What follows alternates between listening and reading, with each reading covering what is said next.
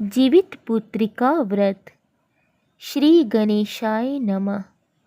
पूजा विधि।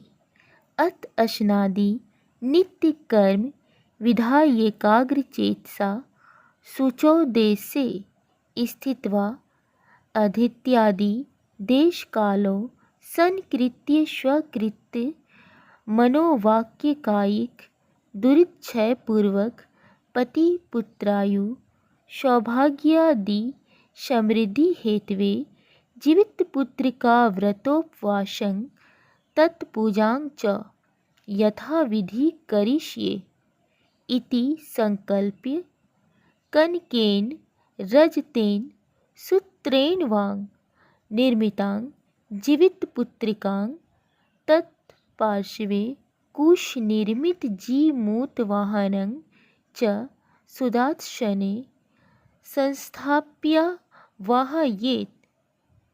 तंत्र मंत्रा जीवपुत्री समागच्छ गौरी रूप धरे नगे ईश्वरस्य पदाम्भोजादत्र सन्निहिता भव।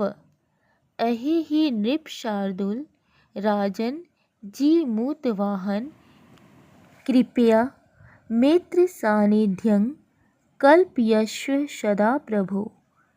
चिल्हि स्वस्थानत शीघ्र समागच्छात्र सुवर्ते। पूजार्थ कुरु सान्निध्यं पतिपुत्राश्च रक्ष मे। शिवे शिवकरे नित्यमागत्याश्च स्थिता भव। धन्य धान्य सुतान्युषि वर्धयस्व सदा मम। सौम्य पुत्र प्रदानाय स्वामी जीवन हेतवे। पूजयामि महाभागे चिल्हि के त्वां पुनः पुनः।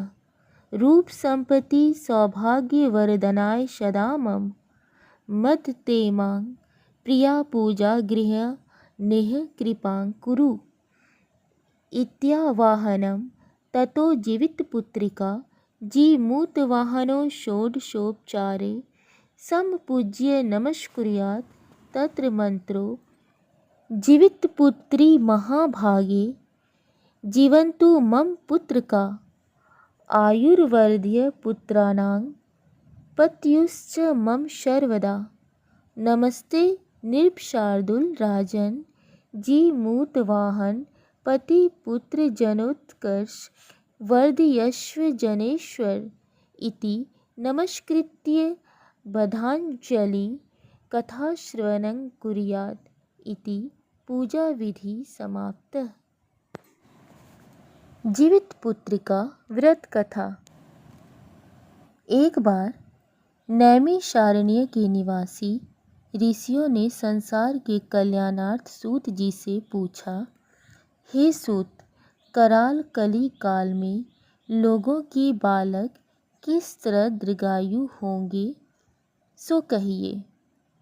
सूत जी बोले, जब द्वापर का अंत और कलयुग का आरंभ था, उसी समय बहुत सी शोकाकुल स्त्रियों ने पुत्र की दीर्घायु हेतु गौतम जी के पास पहुंचकर मस्तक झुकाकर प्रणाम किया। तदनंतर स्त्रियों ने पूछा, हे प्रभु, कलयुग में लोगों के पुत्र कैसे दीर्घायु रहेंगे, इसके लिए कोई व्रत या तप हो तो कृपा करके हमें बताइए। इस तरह उनकी बात सुनकर गौतम जी ने कहा, मैं आपसे वही बात कहूँगा जो मैंने पहले से सुन रखा है। गौतम जी ने कहा, जब महाभारत युद्ध का अंत हो गया और द्रोण पुत्र अश्वत्थामा के द्वारा अपने बेटों को मरा देख सब पांडव बड़े दुखी हुए, तो पुत्र के शोक से व्याकुल होकर द्रौपदी ने अपनी सखियों के साथ ब्राह्मण श्रेष्ठ धौम्य के ऋषि के पास गई और उसने धौम्य से कहा, हे विपेंद्र, कौन सा उपाय करने से बच्चे दीर्घायु हो सकते हैं, कृपा करके बताइए। धौम्य बोले, सतयुग में सत्य वचन बोलने वाला, सत्याचरण करने वाला समदर्शी जीमूत वाहन नामक एक राजा था। एक बार वह अपनी स्त्री के साथ अपनी ससुराल गया और वहीं रहने लगा।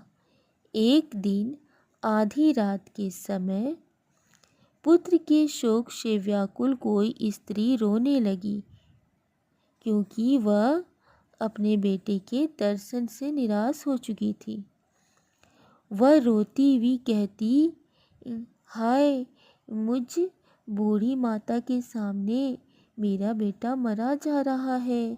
उसका रुदन सुनकर राजा जीमूत वाहन का तो मानो हृदय विदीर्ण हो गया। वह तत्काल उस स्त्री के पास गया और उससे पूछा कि क्या बात है। तब बूढ़ी माता ने कहा, गरुड़ प्रतिदिन आकर गांव के लड़कों को खा जाता है। इस पर दयालु राजा ने कहा, माता, अब तुम रो मत, आनंद से बैठो, मैं तुम्हारे बच्चे को बचाने का यत्न करता हूँ। ऐसा कहकर राजा उस स्थान पर गया जहाँ गरुड़ आकर प्रतिदिन मांस खाया करता था। उसी समय गरुड़ भी उस पर टूट पड़ा और मांस खाने लगा। जब अतिशय तेजस्वी गरुड़ ने राजा का बायां अंग खा लिया तो झटपट राजा ने अपना दाहिना अंग फेर कर गरुड़ के सामने कर दिया। यह देखकर गरुड़ ने कहा, तुम कोई देवता हो? कौन हो तुम? मनुष्य तो नहीं जान पड़ते। अच्छा, अपना जन्म और कुल बताओ। पीड़ा से व्याकुल मन वाले राजा ने कहा, हे पंक्षीराज, इस तरह के प्रश्न करना व्यर्थ है। तुम अपनी इच्छा भर मेरा मांस खाओ।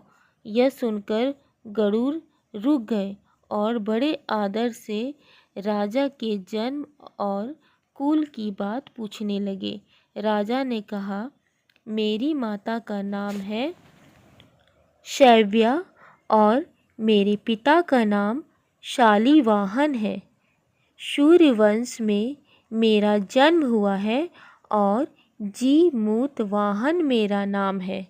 राजा की दयालुता देखकर गरुड़ ने कहा, हे महाभाग, तुम्हारे मन में जो अभिलाषा हो वह वर मांगो।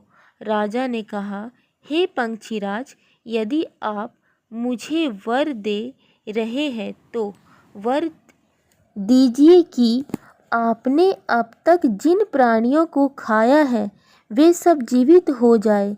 हे स्वामीन, अब से आप यहाँ बालकों को ना खाएं और कोई ऐसा उपाय करें कि जहाँ जो उत्पन्न हो वे लोग बहुत दिनों तक जीवित रहे। धौम्य ने कहा कि पंक्षीराज गरुड़ राजा को वरदान देकर स्वयं अमृत के लिए नागलोक चले। वहाँ से अमृत लाकर उन्होंने उन मरे मनुष्यों की हड्डियों पर बरसाया। ऐसा करने से सब लोग जीवित हो गए जिनको कि पहले गरुड़ ने खाया था। राजा के त्याग और गरुड़ की कृपा से वहाँ वालों का बहुत कष्ट दूर हो गया। उस समय राजा के शरीर की शोभा दूनी हो गई थी। राजा की दयालुता देखकर गरुड़ ने फिर कहा, मैं संसार के कल्याणार्थ एक और वरदान दूंगा। आज आश्विन कृष्ण सप्तमी से रहित शुभ अष्टमी तिथि है। आज ही तुमने यहाँ की प्रजा को जीवन दान दिया है। हे वत्स, अब से यह दिन ब्रह्म भाव हो गया है, जो मूर्ति भेद से विविध नामों से विख्यात है। वही त्रैलोक्य से पूजित दुर्गा अमृत प्राप्त करने के अर्थ में जीवित पुत्र का कहलाई है। सो इस तिथि को जो स्त्रियां उस जीवित पुत्रिका की और कुश की आकृति बनाकर तुम्हारी पूजा करेंगी तो दिनों दिन उनका सौभाग्य बढ़ेगा और वंश की भी बढ़ती होती रहेगी। हे महाभाग, इस विषय में विचार करने की भी आवश्यकता नहीं है। हे राजन, सप्तमी से रहित और उदया तिथि की अष्टमी को व्रत करे, यानी सप्तमी विद अष्टमी जिस दिन हो उस दिन व्रत ना कर शुद्ध अष्टमी को व्रत करे और नवमी में पारण करे। यदि इस पर ध्यान ना दिया गया तो फल नष्ट हो ही जाएगा और सौभाग्य तो अवश्य नष्ट हो जाएगा। जी मूत वाहन को इस तरह का वरदान देकर गरुड़ वैकुंठ धाम को चले गए और राजा भी अपनी पत्नी के साथ अपने नगर को वापस चले आए। धौम्य द्रौपदी से कहते हैं, हे देवी, मैंने यह अतिशय दुर्लभ व्रत तुमको बताया है। इस व्रत को करने से बच्चे दीर्घायु होते हैं। हे देवी, तुम भी पूर्वोक्त विधि से यह व्रत और दुर्गा जी का पूजन करो तो तुम्हें अभिलाषित फल प्राप्त होगा। मुनिराज धौम्य की बात सुनकर द्रौपदी के हृदय में एक प्रकार का कौतूहल उत्पन्न हुआ और पूर्ववासिनी स्त्रियों को बुलाकर उनके साथ यह उत्तम व्रत किया। गौतम ने कहा, यह व्रत और इसके प्रभाव को किसी एक चिल्ह ने सुन लिया और अपनी सखी सियारिन को बतलाया। इसके बाद पीपल वृक्ष की शाखा पर बैठकर उस चिल्ह ने और उस वृक्ष के खोते में बैठकर सियारिन ने भी व्रत किया। फिर वही चिल्ही किसी उत्तम ब्राह्मण के मुँह से यह कथा सुन आई और पीपल के खोते में बैठी हुई अपनी सखी को सुनाया। सियारिन ने आधी कथा सुनी थी कि उसे भूख लग गई और वह उसी समय सबसे भरे हुए शमशान में पहुंची। वहां उसने इच्छा भर मांस का भोजन किया और चिल्ही बिना कुछ खाए पिए रह गई और सवेरा हो गया। सवेरे वह गौशाले में गई और वहां गौ का दूध पिया। इस तरह नवमी को उसने पारण किया। कुछ दिनों बाद वे दोनों मर गई और अयोध्या में किसी धनी व्यापारी के घर में जन्मी। संयोग से उन दोनों का जन्म एक ही घर में हुआ, जिसमें सियारिन ज्येष्ठ हुई और चिल्ही छोटी। वे दोनों सभी शुभ लक्षणों से युक्त थी, इसलिए बड़ी लड़की काशीराज के और छोटी उसके मंत्री के साथ गार्हपत्य अग्नि के सामने विधि पूर्वक ब्याही गई। पूर्व जन्म के कर्म फल से वह मृगनयनी रानी हुई। जिस किसी भी संतान को उत्पन्न करती वह मर जाती थी। वह पूर्व जन्म की बातों को स्मरण करने वाली मंत्री की पत्नी ने अष्टवसुओं के सदृश तेजस्वी 8 बेटे को उत्पन्न किए और सभी जीवित रह गए। अपनी बहन के पुत्रों को जीवित देखकर ईर्ष्यावश राजपत्नी ने अपने स्वामी से कहा कि यदि तुम मुझे जीवित रखना चाहते हो तो इस मंत्री के भी पुत्रों को उसी जगह भेज दो जहां मेरे बेटे गए हैं। यह सुनकर राजा ने उस मंत्री के पुत्रों को मारने के लिए कई प्रकार के उद्योग किए, पर मंत्री पत्नी ने जीवित पुत्रिका के पुण्य बल से बचा लिया। एक दिन राजा ने अपने आदमियों से उन पुत्रों का सिर कटवाकर पिटारी में रखवाया और वह पिटारी उनकी माता के पास भेज दिया, किंतु वे 8 सिर बेशकीमती जवाहरात हो गए और भले चंगे वे 8 लड़के अपनी माता के पास वापस चले आए। उनको जीवित देखकर राजपत्नी को बड़ा विस्मय हुआ। अंत में वह मंत्री की पत्नी के पास आई और उसने पूछा, बहन, तुमने कौन सा ऐसा पुण्य किया है जिससे बार बार मारे जाने पर भी तुम्हारे बेटे नहीं मरते? इस पर मंत्री की पत्नी ने कहा, पूर्व जन्म में मैं चिल्ह थी और तुम शियारिन। हमने और तुमने साथ साथ जीवित पुत्रिका का व्रत किया था।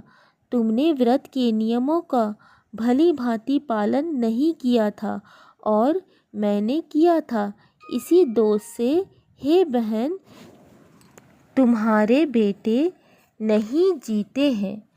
ओ राजरानी, अभी तुम उस जीवित पुत्रिका व्रत को करो तो तुम्हारे बेटे दीर्घायु होंगे। मैं तुमसे सच सच कह रही हूँ। उसके कथनानुसार रानी ने व्रत किया, तभी से उसके कई बेटे सुंदर और दीर्घायु होकर बड़े बड़े राजा हुए। सूत जी कहते हैं कि इस प्रकार का आनंद देने वाला मैंने यह दिव्य व्रत बतलाया। स्त्रियां चिरंजीवी संतान चाहती है तो विधि पूर्वक यह व्रत करे। जय जितवान भगवान की जय।